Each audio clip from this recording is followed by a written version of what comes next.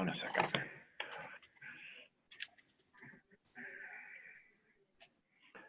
Hey everybody, Rural Workman here. Welcome to today's call. I just got to figure out which screen to share with y'all and make sure I do the right one. I think it's this one.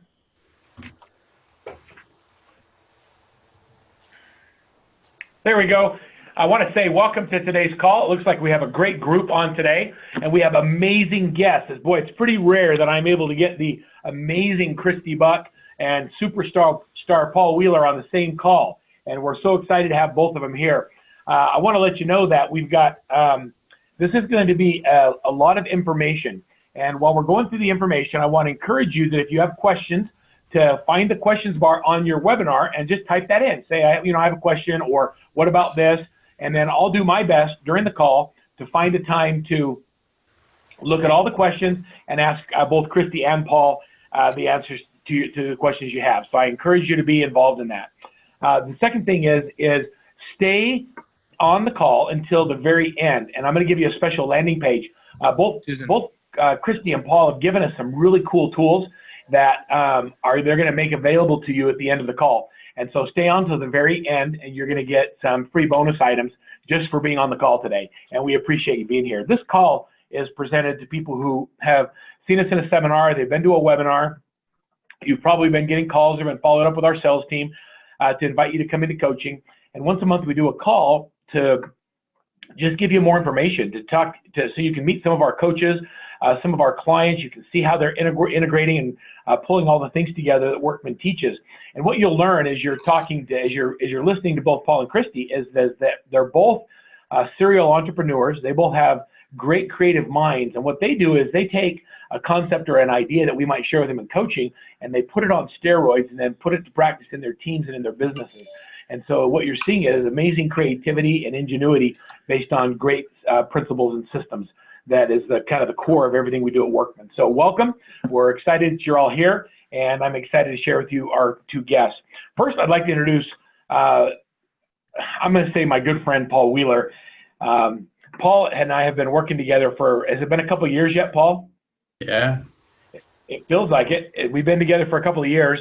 I've been working with Paul's team. He's in Tulsa, Oklahoma, and he started a company called Accent Realtors, where he's a broker owner of Accent Realtors, but he runs his brokerage as a team. And so the members of the agents that are in his brokerage are all members of his team. He's got about 20 people on his team. He ranks in the top 1% of realtors across the country. Paul focuses on, he's a great leader and a great mentor and a great trainer. And as you get to know Paul, you realize that he leads with his heart. And he's always doing the things that's in the best interest of the other person in the conversation, whether it's a team member or whether it's a client or whether it's another coach or even one of his coaching clients. He's got his wife. He and his wife, Stephanie, are heavily involved in their church, in the community, and doing things in doing different activities to be involved in the area that they have the opportunity to serve. And he's got 3 great kids. So Paul, welcome to the call. I'm glad you're here. And we're going to hear a little bit more about your business as we get going. Thank you, Burl. So we're going to go back to Paul. I introduced him first. I now want to introduce you to the amazing Miss Christy Buck. And look, Christy, you have the same dress on that you have on in that picture. No, it's a shirt. No, it's not the same. No. It's the same sweater. I'm like, who does that? I've had to create a studio wardrobe, so the videos I'm on in my training videos are different than the ones I'm speaking in, because I'll show up and they'll be playing a video of Earl and I'm wearing the same suits. I've had to like create a different wardrobe. Just a thought. Anyway, it's a reason to shop. So I want to welcome the amazing Christy Buck. So I met Christy in 2012, and Christy and I have, I started coaching Christy in 2012. It was really fun to watch her business grow over the years.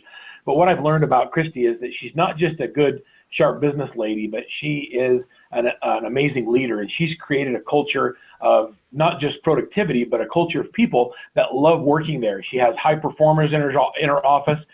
She's grown from making a couple $100,000 to almost $3 million last year in gross closed income. She did over 325 units last year. I remember just having a goal to make $500,000, Christy, and if we just made 500,000, that would be life changing. And now she's thinking about, now how can I get to there so I'm making 500,000 a month? And it's not really about the money. What it is, it's about helping our individual team members become successful in their own businesses. And so as Christy has built her business, she now owns a company called Infinity Real Estate Group, which is all the Christy Buck team. And she's in Friendswood, Texas. Is that the right way to say that? Pearland.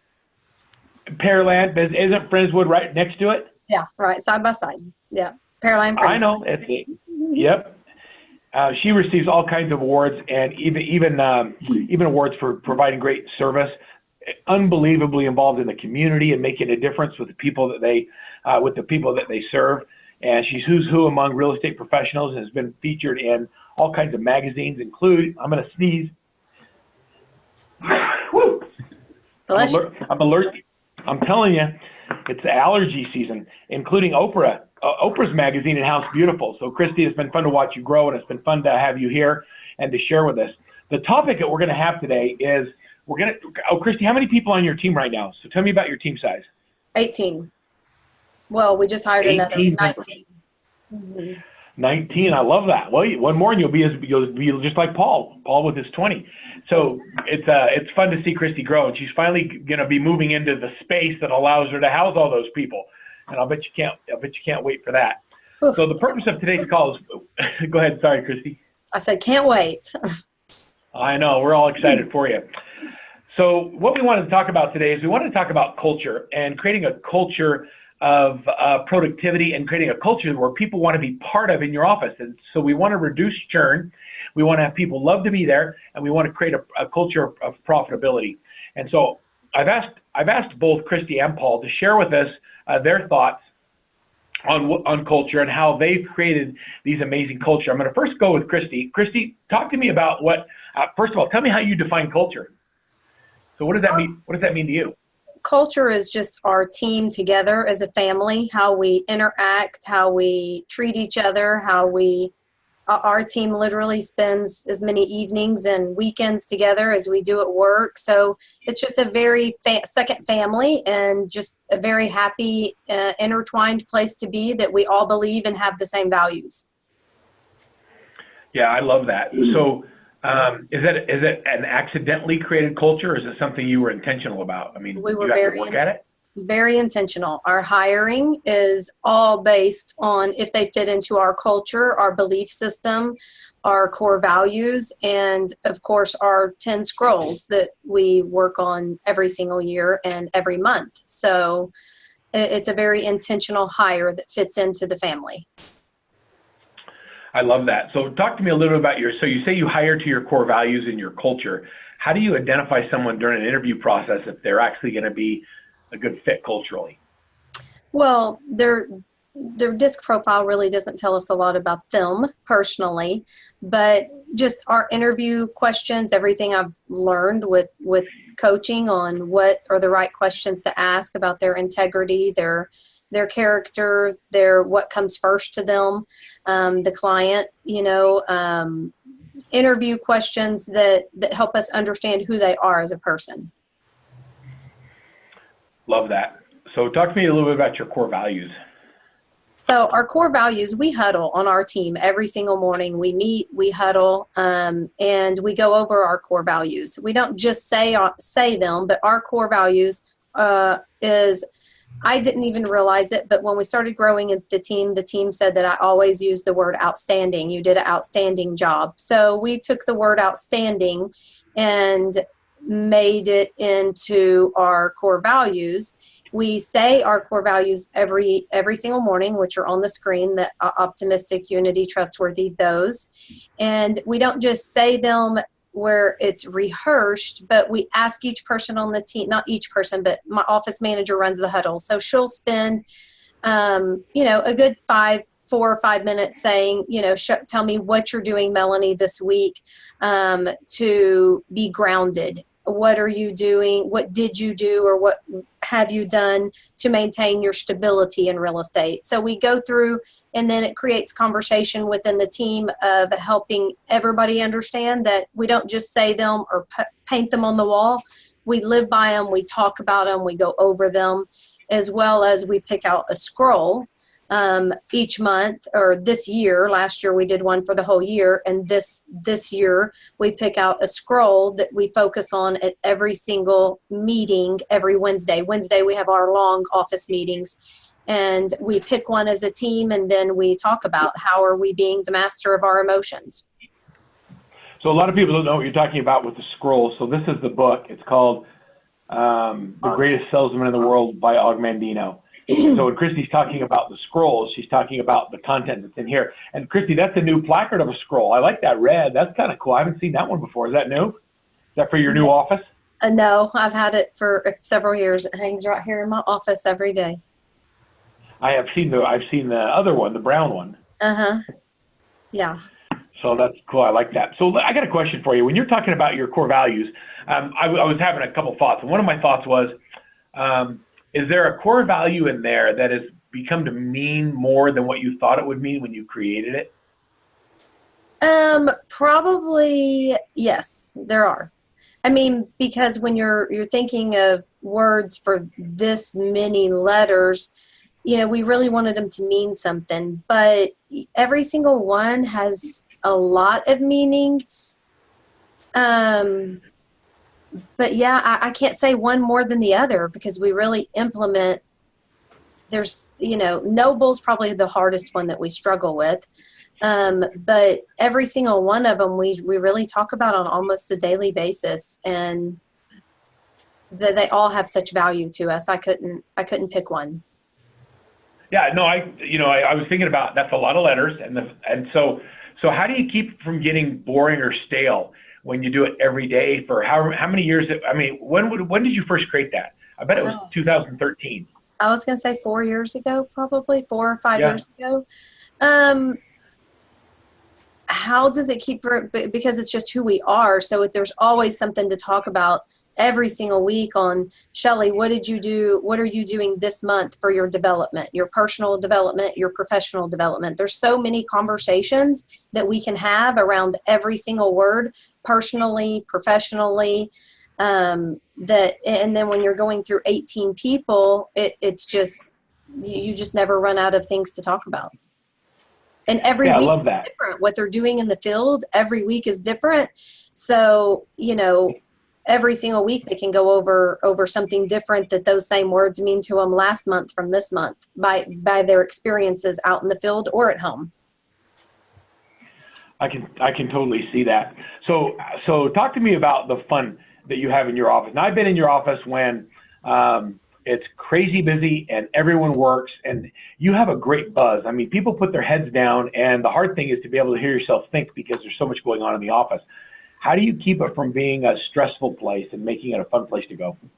So we have learned agents are very competitive, and our culture is always, we try to keep it very fun, and we have different meetings. All of our meetings, we have different contests. So every month we run a contest, and the awards that we give at the end for whoever wins them are significant awards. So so sometimes they're individual contests, and sometimes they know what their contest is on. Sometimes they don't know what we're measuring. So it just keeps them really needing to do their daily success habits and their prospecting and their pop buys, everything that we expect or hope that they're doing to be successful, and we've taught them to do to be successful.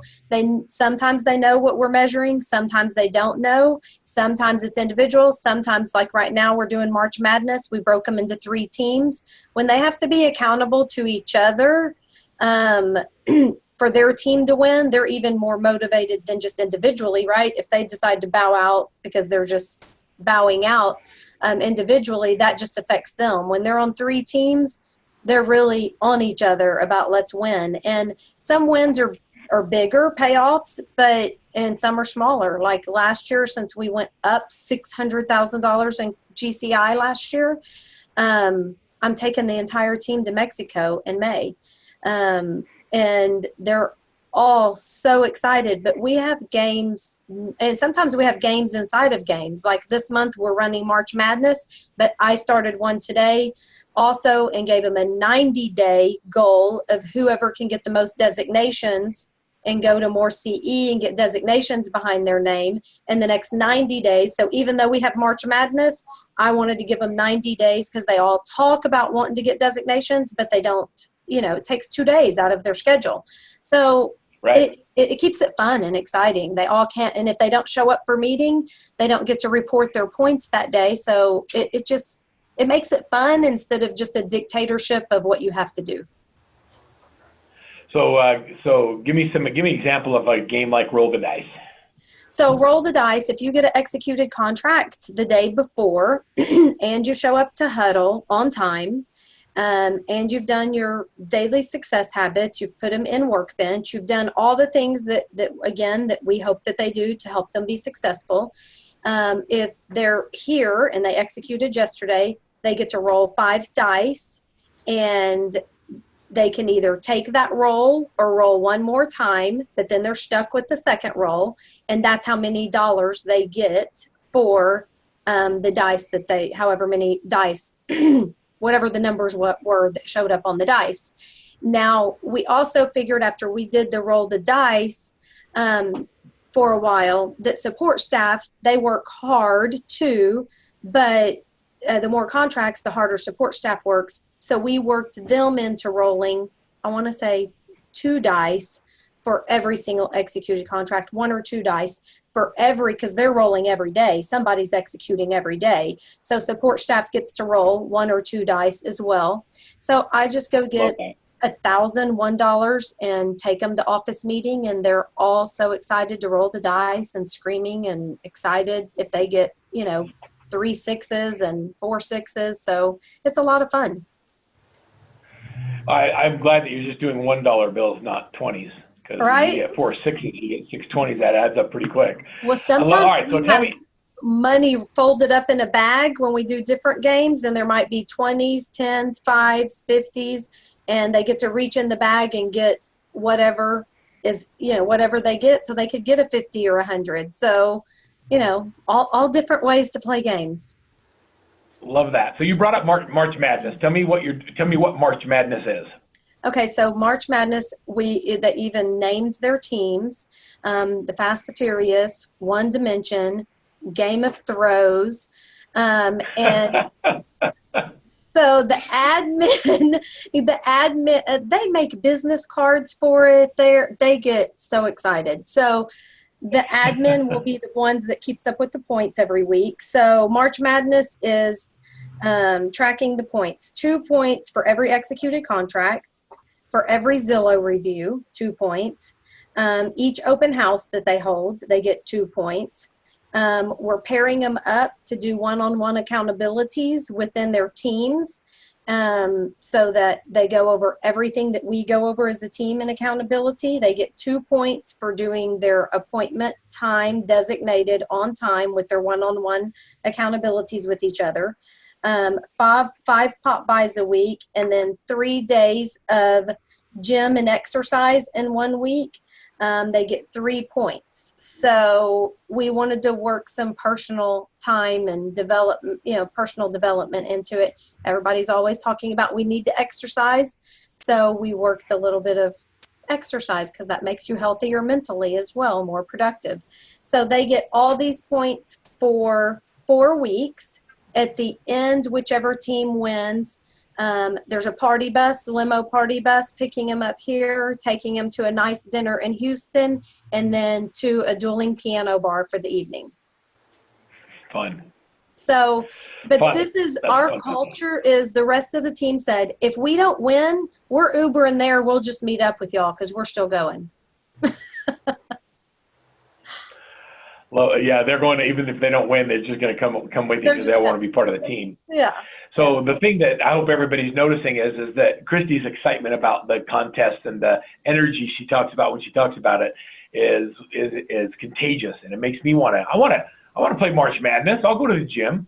I was in the pool this morning. I want to be doing the things that move the needle. And ultimately, it's all based on what you feel is important, or how do you choose what your themes are going to be. For example, are you working on listings? Or are you working on upping just contracts or appointments? Or how do you choose what's important at the moment?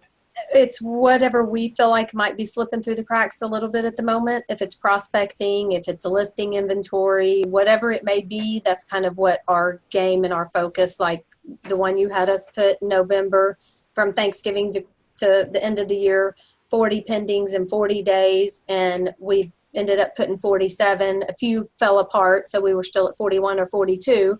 But just, it depends where we're struggling, since that's a slow time with pendings, Thanksgiving to Christmas, and then December was the biggest month in our record of being in business from these contests. And it's super fun. It's super exciting. So I love this slide because it talks about what's important to your team. We all think we know what's important to them, and so we adjust splits and we talk about, you know, money, but it's very rarely the money. Do people stay with you for their splits, Christy? We can hear you okay. Hold on, girl. My volume just Is it wigging out? went away.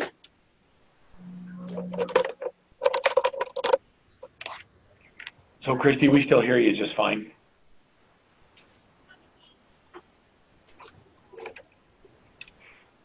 Can you hear me?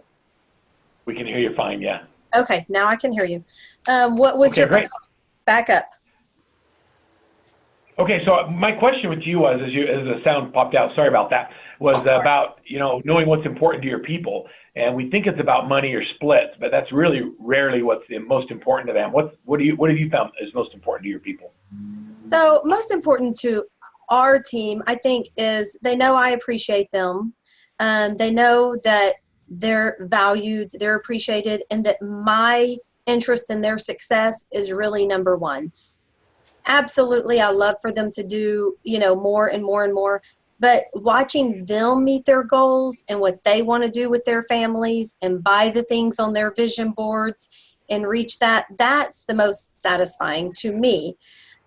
Also, just making sure that when we go from being an agent out in the field to a leader, that we remember that now our agents are our clients, because I'm not out in the field showing property and listing property, but now my agent needs to be treated as my clients used to be, which was so important to me. So we recognize not just their birthdays, but everybody on the team's wedding anniversary, all their kids' birthdays, their husbands' birthdays, their service anniversaries with my company, how long they've been here. Just this morning, we had a huge, beautiful cake again for 3 birthdays. Just watching them achieve their goals, but still knowing and making sure that when they have a grandparent that dies or somebody that's struggling, that we're all bringing them food for dinner at home, that we're doing the things to treat them like they're part of the family, because they are. So remembering them and everything that's important in their life, it's important in our life. Well, I really appreciate that. And the next slide is probably why you're having the success you're having. If people are trying to figure out how do you get to 300 units, the secret is having a company mascot. And so, Paul, if you don't have a company mascot, this is it right here. And her name is Finny for Infinity. So she's our company mascot. And hey, she's got us so much attention on social media and so much interaction because we put her out there as the company mascot. And we really, it's a joke, but a lot of people interact with us to know more about more about her and conversations. Oh, don't you just want to pet that? I just want to grab that dog and scratch its head. Finny for Infinity Real Estate Group. Well, I love that. So, Christy, if you're going to give anybody 1 or 2 things that they should focus on in creating a better culture in their team, what would it be? Like, these things have made the biggest impact. What's mattered the most to you? Oh, and I forgot one thing that I think is very important, our thankful jar. So we do our thankful jar, did it this morning, where we all drop into a jar when we see or appreciate something someone else is on the team has done during the week for us, went above and beyond after hours or just anything. And at office meeting, we all take a note out of it. And we said, you know, thank you, Susan, for whatever, and just being very appreciated. So if I could tell you a couple of things is do all of them because they all create such a good culture.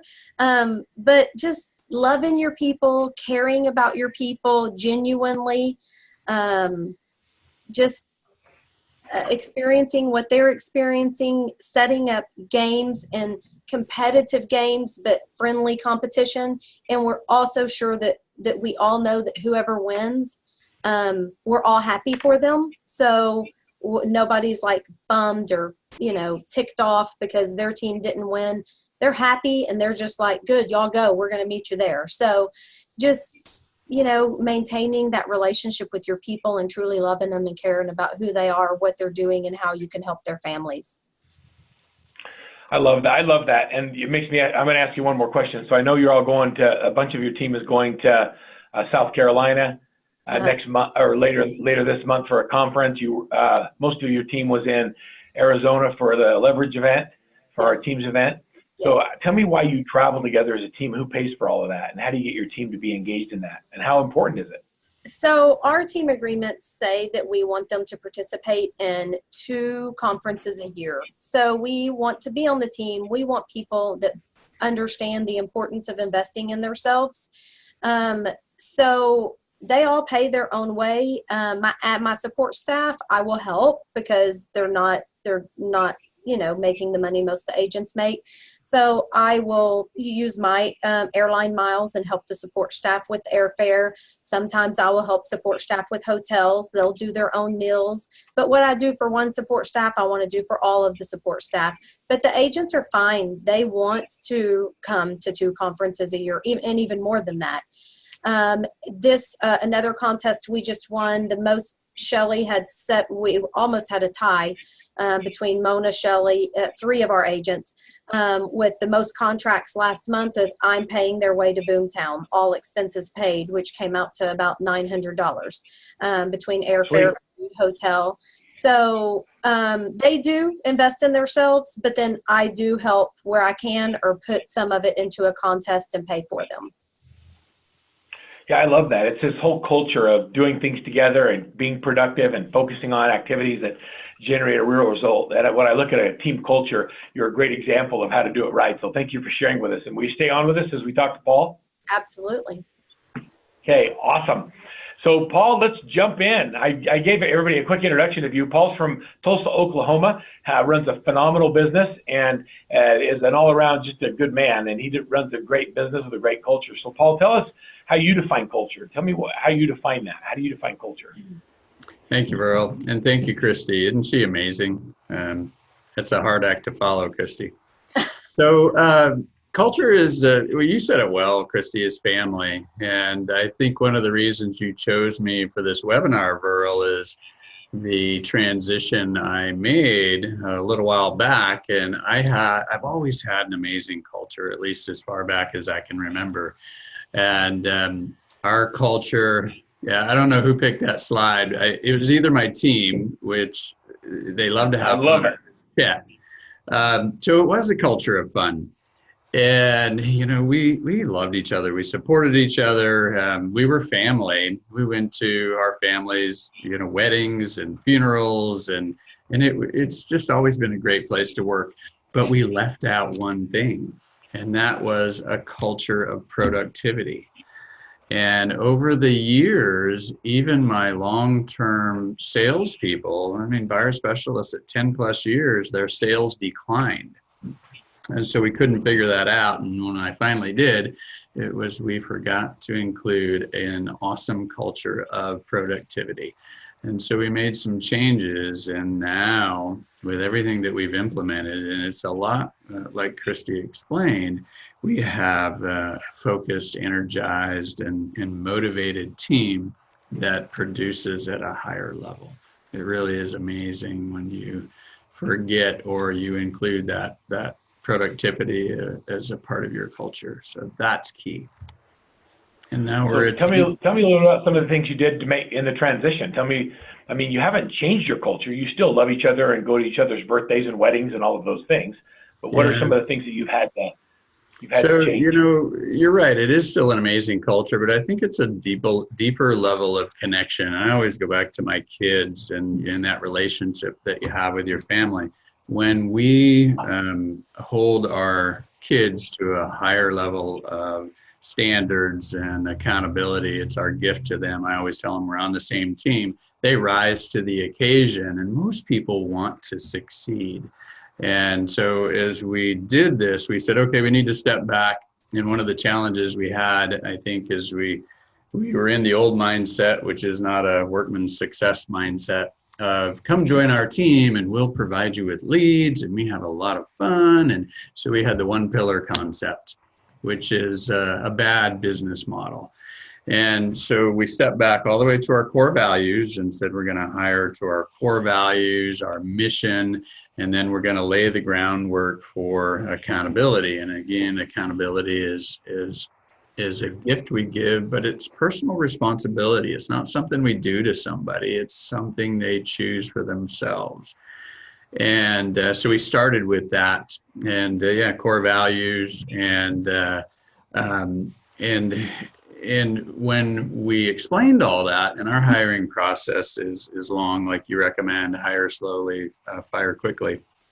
We have telephone interviews, we have DISC and motivators assessments, we have a management interview, we have a team interview, and then if we haven't scared them off, they spend a day with us in the office or in the field and shadowing us.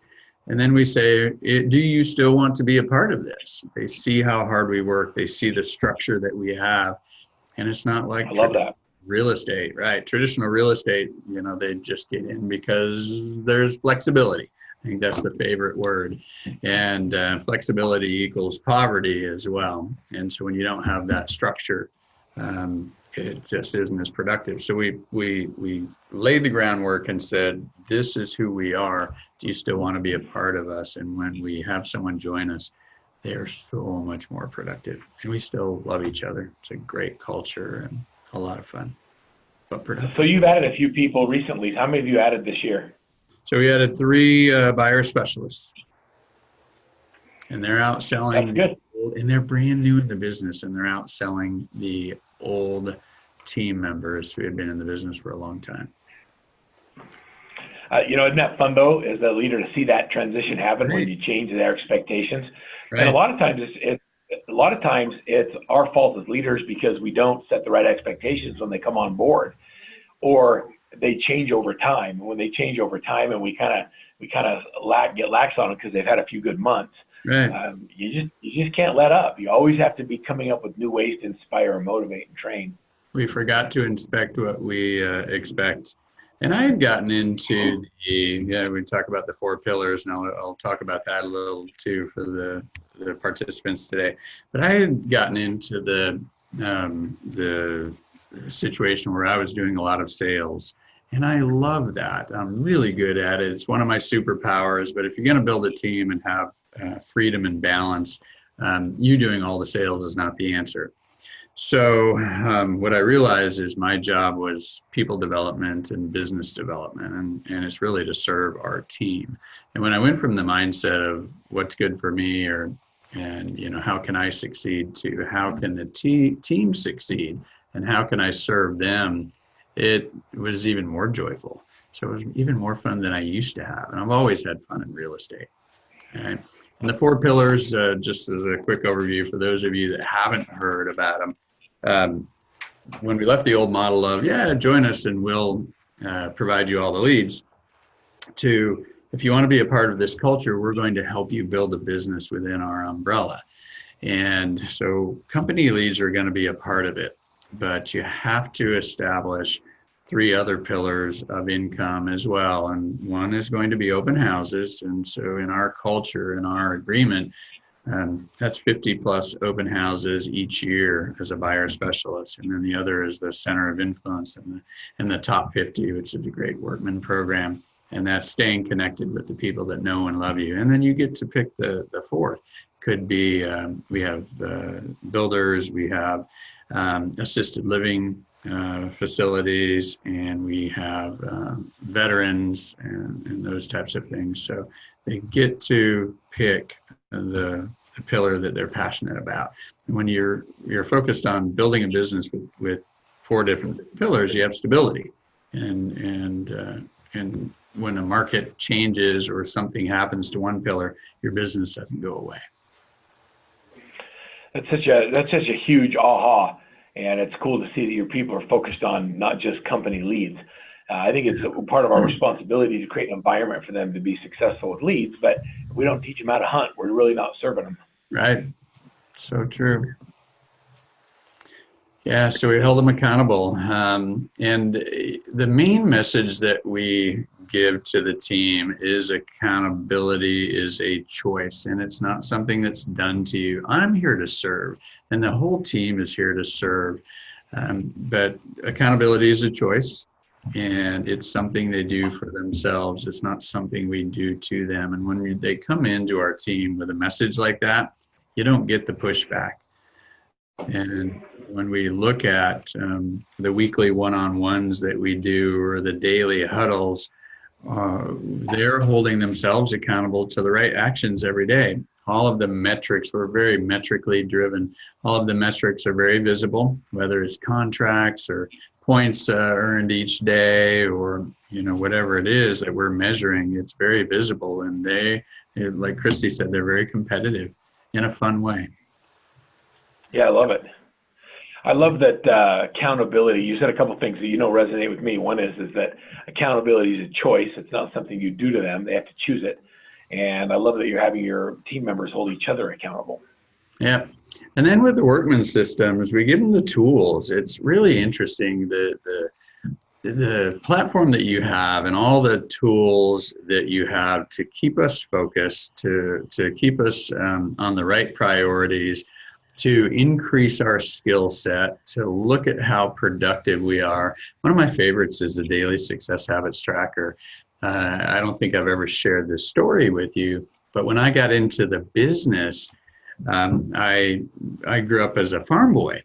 And the best thing about being a farm boy was at the end of the day, I could look at whatever I did and see what I accomplished. And it was just pure joy. It might have been the field that was planted or the fence that was built or the hay was in the barn. And when I got into real estate, I got to the end of the day and went, was I successful? And so I put a system in place that I said, okay, if I do these things, I know I'll be successful. Even though it's not a contract or a new listing, the right activities will lead towards that. And so the 61 points in the Daily Success Habits Tracker is even better than I had. And so I love that because I know at the end of the day, I can go home and be grateful. Love that. So talk to me about negotiable versus non-negotiable activities in your day and how that plays into your culture. That's changed my life. So before, with the old sales team, it seems like we just had to push and cajole and beg and plead and please do the Daily Success Habits Tracker and show up at the meetings. And when we establish the non-negotiables up front and say, look, we would love for you to be a part of this amazing team so we can help you succeed at a high level. But if you're going to succeed at a high level, these are the things you'll need to do. And if you don't do them, you won't succeed. And if you want to be on our team, you have to do these things. And there are things like minimum standards. So you have to at least do 2 transactions a month as a minimum. 50 open houses, the 4 pillars, the business plans, the Daily Success Habits Tracker, the huddles in the morning, the team meetings, and in the lead tracker. And we just don't have any, any issues with those at all. I mean, they are always done. We still need to inspect what we expect. And every now and then they veer off a system a little bit, and maybe the follow-up wasn't as good this week or on this system. But if we're watching it to support them, they just get right back on track and they take responsibility and they go, oh, thank you, instead of quit micromanaging me. And so the non-negotiables are really, really powerful. It's one of my favorite things that we've developed in the recent past. Sometimes I think it's unfortunate that we have to have non-negotiables, right? Or that we have to hold them accountable, or we have to create a system for that. But then I think if everybody was great at it, then we wouldn't have team members and team leaders. Everybody would be a team leader. Right. Yeah. I go back to the kids. Our kids are not ready to be adults yet. And So we need to give them those expectations and say, those are the non-negotiables. You know, we want you to study. We don't want you to drink and do drugs and do all the things that some kids do. And you just hold them accountable and say, if you're in this family, this is the way we do it. And I hear this a lot because we have really high expectations with our families, as all of us do. And my kids say, but Dad, our friends don't make their kids do these things. And I just say their expectations aren't as high. So when you're a part of this family, these are our expectations. So really, love that. Yep. And open houses, as I said before, are a big part of our culture now. Would you believe in the prior environment or the prior culture, we didn't do open houses? Of course, we didn't need to. I, used to jokingly say I love those days, and I miss those days. I really don't. When I could come in the morning and have a leaf blower and just blow the money out of the way so I could get into the office. We really didn't need to do open houses, and we didn't need to prospect like we do now too, because as the market changes, but we were just not doing it correctly. So how has open houses changed business for you? Is there opportunities there? Are you finding new clients? Is it working? Yes, there are. You just have to do open houses on steroids if you do the old school open houses. Funny story about that. Our board actually did an open house class this week, and one of our buyer specialists went, and she said, first, I'd like to report that we are doing things so well compared to what everybody else is doing. And so that's always nice to see. And then the other thing is, oh my gosh, it's no wonder people don't do open houses, because they're not doing them correctly. And so if you step back and say, if we're going to do something like a prospecting model, let's find the best way to do it. I don't care if it's a mailer, it's an open house, it's prospecting expired. Let's perfect this system and increase our skill set and do it correctly, which is why we do script practice multiple times a week. And, you just have to continue to grow, and that's part of our culture. So at the open house class that was put on, were there some things that you do differently that you kept as a secret? She just went as an attendee, and she said I didn't. There were a couple of scripts she said that were pretty good, and she said I'm going to tweak that in my approach to people walking in. But other than that, she said we're blowing it out of the water. That's awesome. Yeah. That's awesome. Christy, do you guys do open houses too? Every agent does at least 2 a month. Yeah, I love that. And do they work? Yes, if they're done right. Again, like Paul said, they have to be done right. Absolutely. It's funny. Yeah, I hear people all the time. It's like, oh yeah, I don't do open houses. They act like they don't work, but it's really because as an individual, you don't want to do them anymore, Paul. Right? You get to a place in your career where sitting at an open house on a Saturday isn't your idea of fun, and you make enough money that you don't need it. Right. But when you start doing it again, you remember, hey, that's how I built my business. Mm-hmm. I sat at open house. I knocked on doors. I made those phone calls. I did all that stuff. Yeah, and I will tell you, it's a lot of fun. I've really condensed my hours since we had kids, and I think both of you know this. My work hours are generally school hours, so I get to take the kids to school and pick them up, and I'm done, and I haven't worked weekends in forever and ever and ever.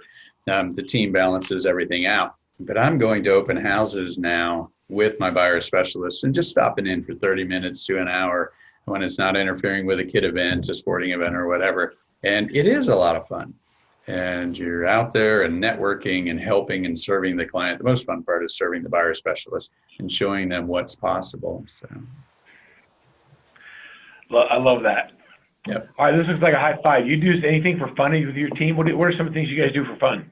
I'm a high DI, so I have to have fun on the DISC personality assessment. So the best way to put it is we reward success now instead of punish failure. And so we have contests all the time. And this, I saw this yesterday. We have a spinning wheel. So it must have been one of my team members sending this over. Our spinning wheel is $1 to $10. So I'm sure that they're trying to plant a seed that they like $10,000 every time they spin the wheel. But we use that for in our daily huddle. And anytime someone hits 61 points, they get to spin the wheel. And so they win the dollars that show up on the wheel. So yeah, we gamify everything. We have a contest going for something all the time. Christy's taken it to a new level. We roll dice, and the same thing, number of dice points that pop up, they get dollars. We roll dice in our weekly meetings for contracts and also survey compliments. So if they were specifically called out in a survey from a client, they get to roll the dice as well. And our support staff, when a sales team member is rolling, they draw a name out of the cup for a support team member, and they get the same amount. So because they work just as hard, if not harder, they're just an amazing support team. So we are constantly doing contests, and generally they're focused on our highest. I think they threw this in. Chet said it sounds like you have a gambling problem, so he threw this slide in. But it's not quite that bad.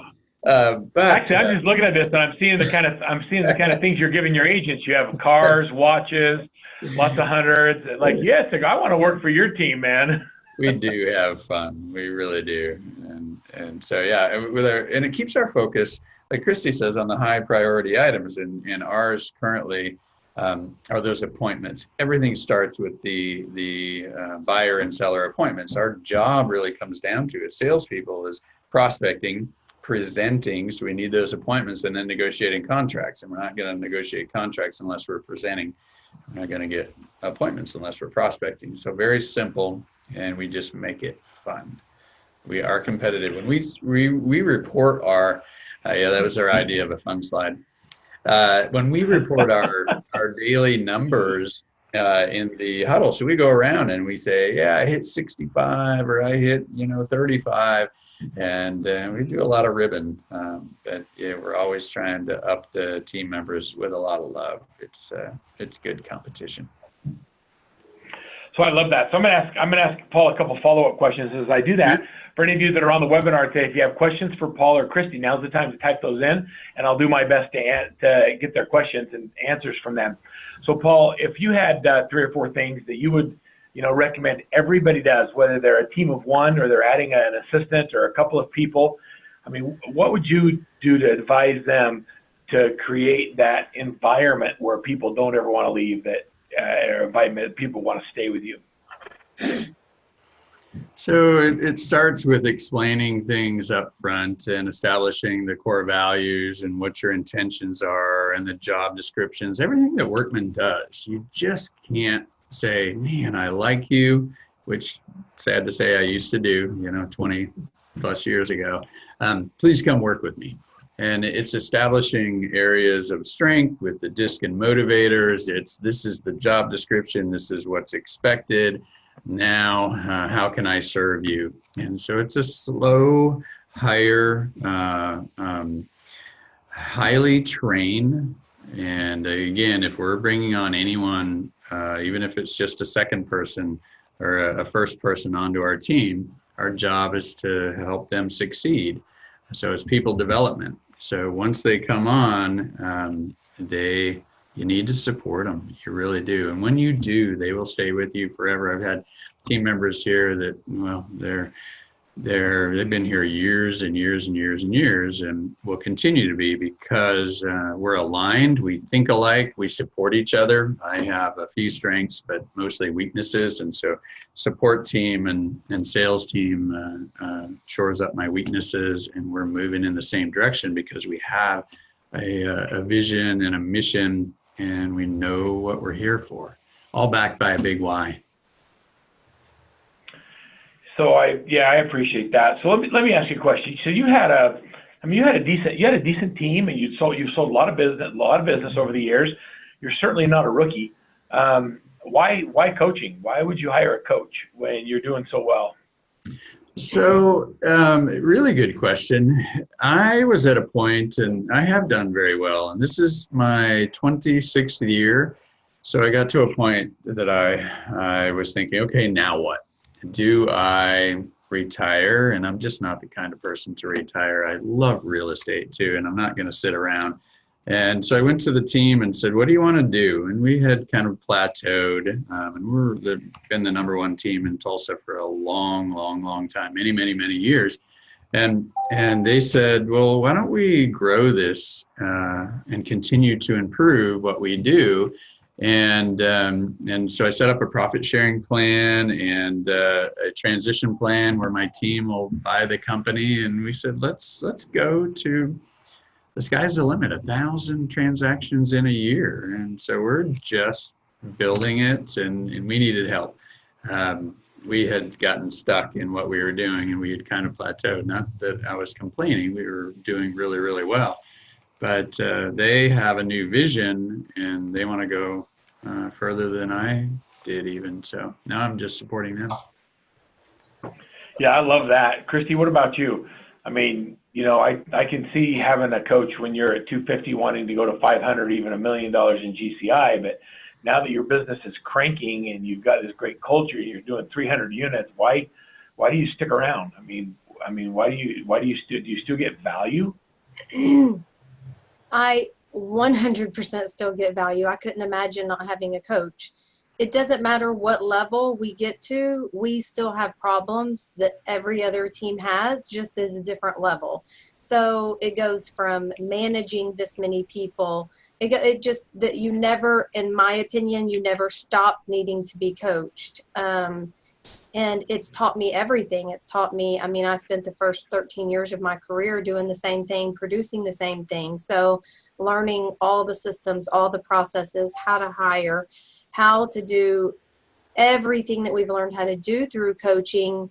Every 2 weeks when I speak to Verl, I never run out of a list of new questions because it's just a different set of things that I don't want to say problems, because it's just a different set of things that I need coaching through and understanding it. Actually, probably even more so, because the bigger we get, the more complicated things get. Ditto. Yeah, true. So I have a couple good questions from the group. Dean wants to know, says he's looking at hiring his first assistant, would be remote in the Philippines, and not totally sure what you'd have your assistant from the Philippines do. Either of you like to speak to that? I like somebody in our office. I feel like an assistant in your office that knows your area and can communicate with your clients. Your clients want to know that somebody's helping you. And I think virtual assistants are good for certain tasks and activities, but when it's talking about listings and feedback and all the things that we want them to know, that person helping you knows the area, knows and has good knowledge about their input, what they're helping you with. That's my opinion. Yeah, they can work very, very well. You have to be careful about the cultural and the language difference, but had good success with them, and then sometimes based on just projects and working on projects. So there's a lot of talent in the world. So give Dean, if you would, Paul, a couple of ideas of what you would have a VA in the Philippines do. I have a bunch of ideas, but I'd love to hear what your thoughts are. Okay, so we have had them cleaning up a database, and I've made plenty of mistakes. My biggest mistake, I think, was letting a database go unmanaged and untouched for too long while I was coming in and blowing the money out of the way with the leaf blower. And so we're going back to those people and making sure we have correct data. And so she's on a speed dialer and calling hundreds of people a day and saying, we've been out of touch, just want to make sure we have the correct data. You still want to be in the Friends of Accent group. And, and so she's bringing them in and building our database back again. So, and she does that really, really well. Yeah, that's a great idea. A VA can do lead follow-up. They can clean up your database. They can help you with your marketing. They can do your social media calendar. There are so many things that a virtual assistant can do. The key is, if you're going to hire a VA that's overseas, is that you have a clear definition of success. And one of the advantages of having somebody overseas is you can have a huddle with them at 3 o'clock in the afternoon. Right. Here's what you want done. And then when you come into the office in the morning, their list of things are done. And so it's like you have a business that's running 24/7 that's getting stuff done, which would normally have downtime in the evening. So there's definitely some advantages to using a virtual assistant. Also, the cost is lower. The goal would be to get to where you can have somebody in-house. But we still use our virtual assistant to do different things. A lot of data entry stuff. Mm-hmm. We have people that use their VAs for just lead conversion, inside sales, answering the phone, converting the lead, qualifying the lead, then passing it off to the sales agents. Yep. So there's some ideas. And so this is for both of you. Opens. Yeah, calling around opens, inviting people to come to the house. Those are great ones. So Deborah asked a question about splits for your team members. Do you want to give a split range for buyer's agents and then maybe listing partners? Let's go Paul and then Christy. Start at 40, cap out at 50 on buyer specialists, depending on production. And then listing specialists start at 20, cap at 25% on the split for listings. But all they do is they prospect, they go on appointments, and marketing team handles everything, and they do the weekly updates and go to closing. Yeah, good. Christy? So ours are a little bit different. It's not exactly what we recommend in Workman, just because it was a lot of people that were grandfathered in. But we have different fees. So we have desk fees because I came from a franchise that had desk fees. So when I went independent, we kept desk fees. So ours is a 50-50 split with sales partners. However, they have team fees, they have E&O, they have a desk fee. So it still comes out to about what, the 40-60, just depending on what they produce, of course. And then our my listing partner is actually she went from 20 to 30%, but she's a machine, and I needed her to keep her as a listing partner, not go back to a sales partner over a split. I mean, she by herself closed 120 or 130 listings last year, so I moved her from a 20 to a 30% split. Yeah, she's a good member of the team and fun to watch. It's been fun to watch her grow as well. Mm-hmm. All right, good questions from everybody. Let me last thoughts for the audience is maybe one thing. If you could tell people to take one thing away from this call on culture, what would the one thing be? And let's do Paul, and I'll let Christy have the last word as we wrap this up. Don't forget the word productive. You don't just want a great culture, you want a great culture of productive agents. That's my main point. Love that. Christy?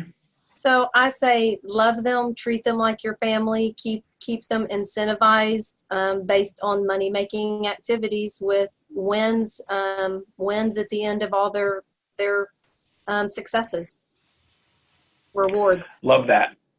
Love that from both of you. So go to workmansuccess.com/culture. I can't see what my screen says. Is that culture 19? Culture 19, and you'll get the Workman Success Establishing Your Core Values worksheet. The Mountains and Valleys, is that from you, Paul? Mountain Valley? No, but I do have a gift. Okay. All right. So one of my favorite resources is my non-negotiable list. It's just powerful. And so if you want a copy of that, you can email me at paulwheeler@accentrealtors.com, or just go to servantheartselling.com/success plan. So servantheartselling.com/success plan, and you can get a copy of that. And that is just incredibly helpful.